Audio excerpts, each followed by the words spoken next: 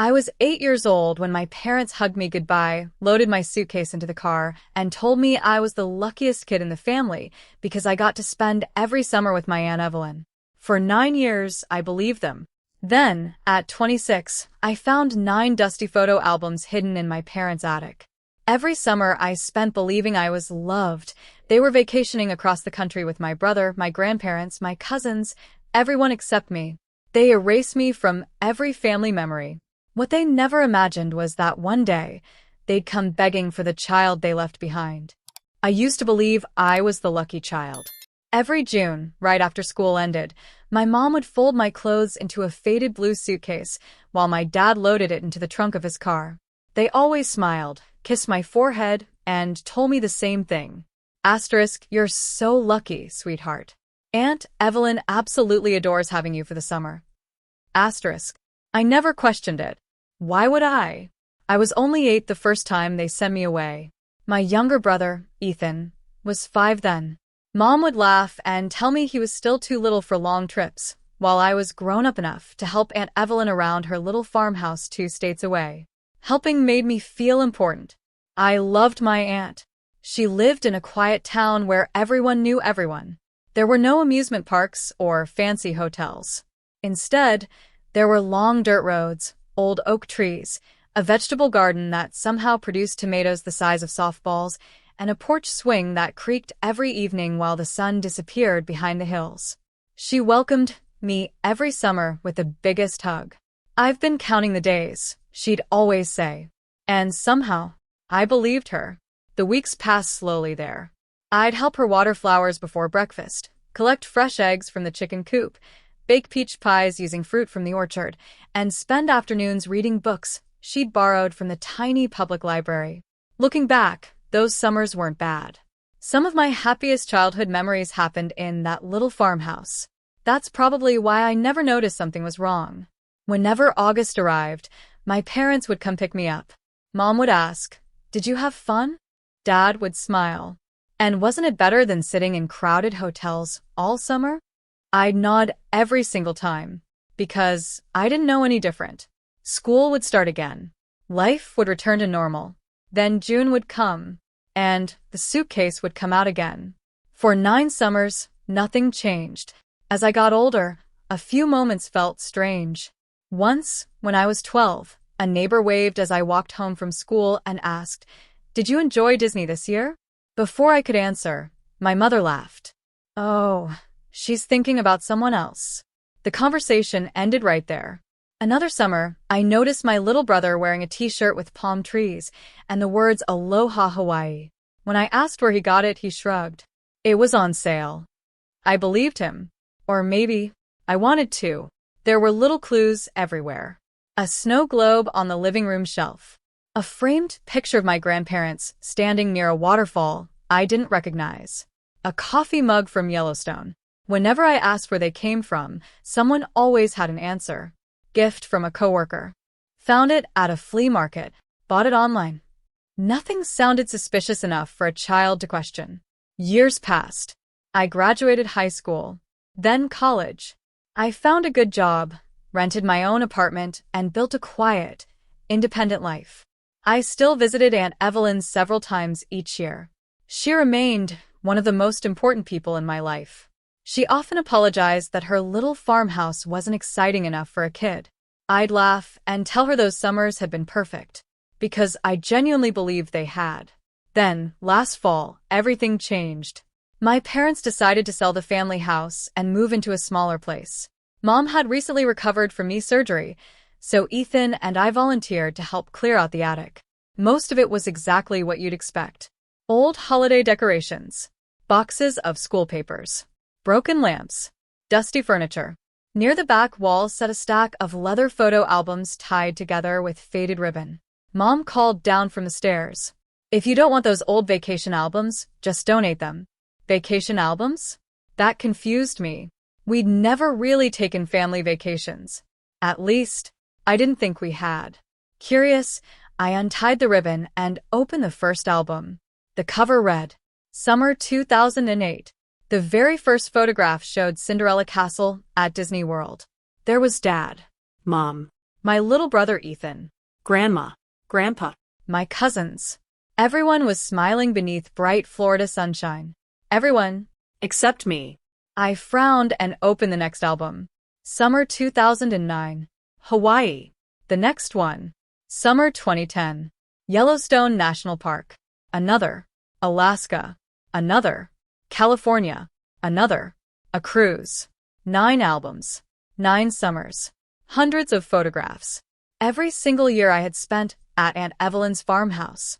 My entire family had been traveling across the country together. Without me. I kept turning pages, hoping I'd suddenly appear in one photograph. I never did. Standing there in that dusty attic, surrounded by albums filled with memories I'd never been allowed to make, I realized something that hit harder than anything I'd ever experienced. My parents hadn't sent me away because Aunt Evelyn was lonely. They had sent me away so the rest of the family could go on vacation without me. I don't remember putting the photo albums back into the box. One minute, I was standing in my parents' attic. The next, I was sitting alone in my car with every album photographed on my phone. My hands wouldn't stop shaking. I kept zooming in on the pictures, almost hoping I'd miss something. Maybe I was standing behind the camera. Maybe I had arrived late. Maybe there was another album somewhere. There wasn't. 9 summers. Hundreds of photographs. Thousands of smiles. Not one included me. I didn't confront my parents. Not yet.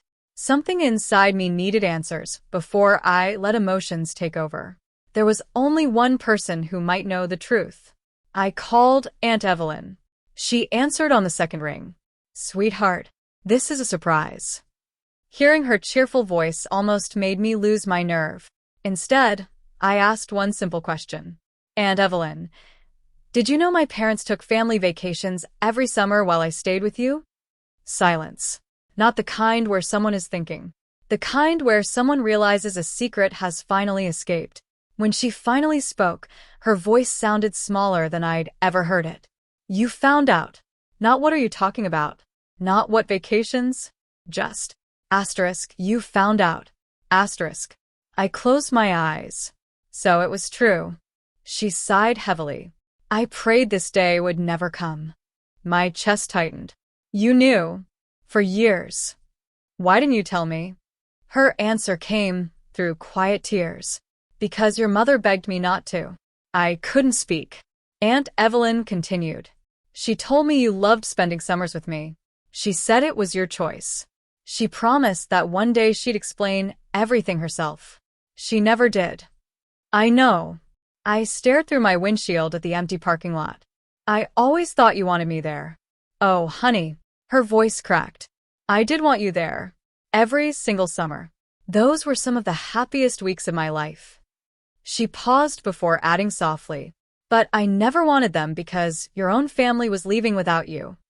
I felt something inside me break. Not because she'd lied. Because she hadn't. She really had loved having me there. I was the only one who never knew why I had been sent. After we hung up, I sat in silence for nearly an hour. Then another thought hit me. If my parents had lied to me, who else had they lied to? I started calling my cousins. The first was my cousin Melissa. As soon as I mentioned the albums, she sounded confused. What do you mean they left you home? They didn't leave me home. They sent me to Aunt Evelyn's. There was another long pause. I always thought you asked to stay with her. What? Melissa sounded genuinely shocked. Every year we'd ask Uncle David where you were. And he'd laugh and say you hated traveling, that you'd rather spend the summer reading books with Aunt Evelyn. I swallowed hard. I never said that. I know that now. By evening I'd spoken to 4 cousins. Every single one told me the exact same story. Different words. Same lie. Apparently my parents had spent nearly a decade convincing the entire family that I preferred staying behind. Nobody questioned it. Why would they? Children trust their parents. Adults usually trust them too. That night I couldn't sleep. Instead, memories kept surfacing. Tiny moments I'd ignored for years. Coming home every August to find new framed family photos already hanging on the wall. Dad bringing back expensive cameras and saying he'd gotten a great business discount. Mom unpacking brand new suitcases that somehow looked heavily used. Ethan mentioning hotel pools before quickly changing the subject whenever he noticed me listening. I had dismissed every clue because I trusted the people giving the explanations. Now those memories felt completely different. Not random. Connected. Deliberate. The worst part wasn't missing Disney. Or Hawaii. Or Yellowstone. It was realizing they had created an entirely different version of our family. One where I simply wasn't there. The next morning my mother called. I let it ring. Then Dad called. I ignored that too. For several days I avoided both of them. Not because I was planning revenge.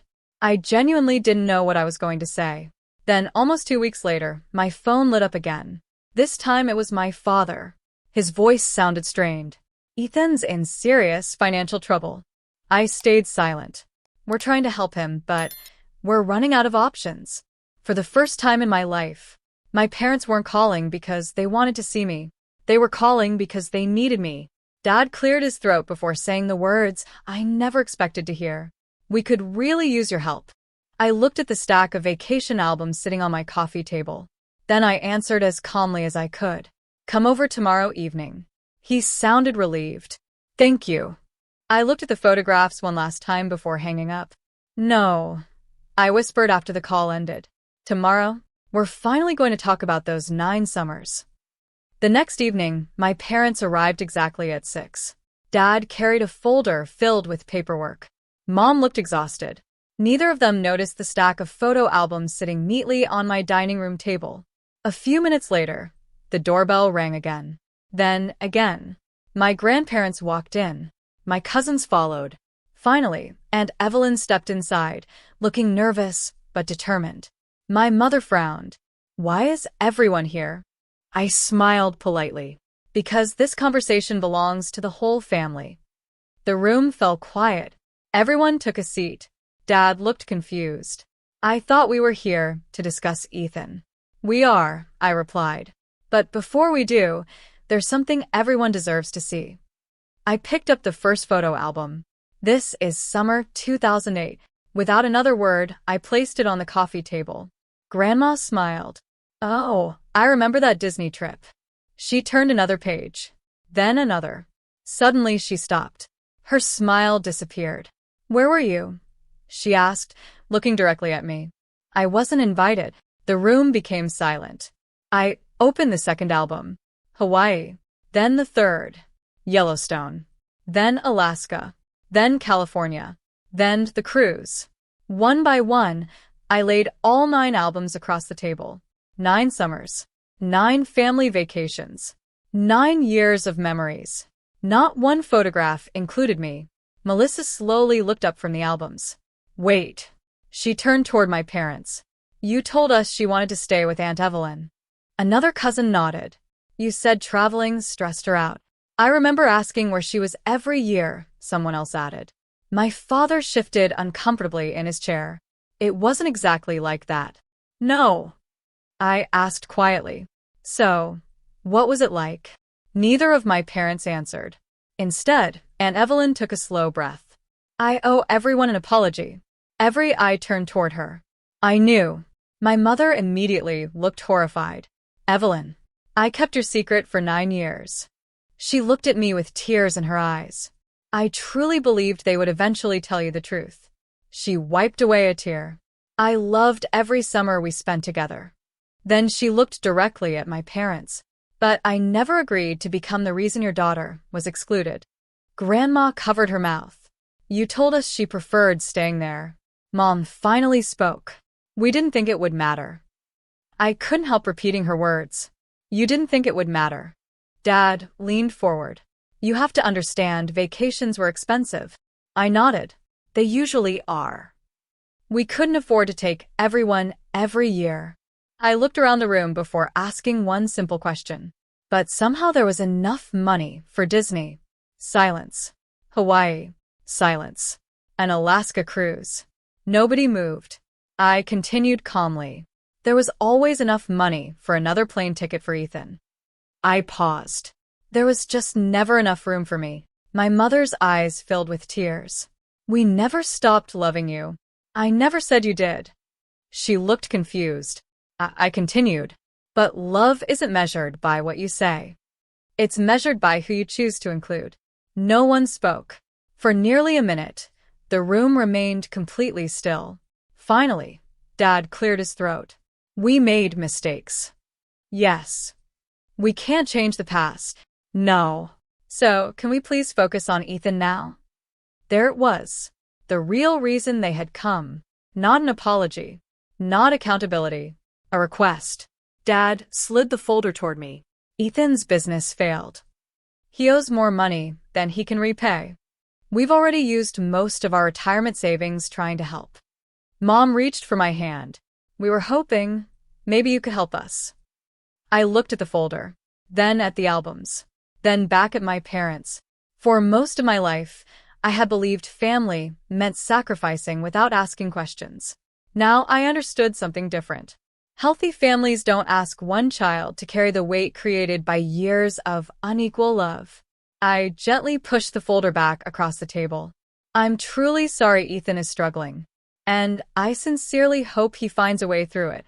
But I won't solve a problem created by people who spent 9 summers teaching me I wasn't part of the family. Nobody argued. Nobody yelled. There was nothing left to defend. Over the next several months, something unexpected happened. My cousins started calling me, not out of guilt, but because they genuinely wanted to know me. Grandma invited me to Sunday dinners. Grandpa apologized for believing a story he'd never questioned. Aunt Evelyn and I finally planned a vacation together. Not because my parents sent me away, because we chose to go. On our last evening, we stood overlooking the ocean while another tourist offered to take our picture. We smiled. This time, I stood right in the center of the frame. When the camera clicked, Aunt Evelyn squeezed my hand. You finally got your family vacation. I smiled as I looked at the sunset. No. I whispered. I finally found the people who wanted me in the picture.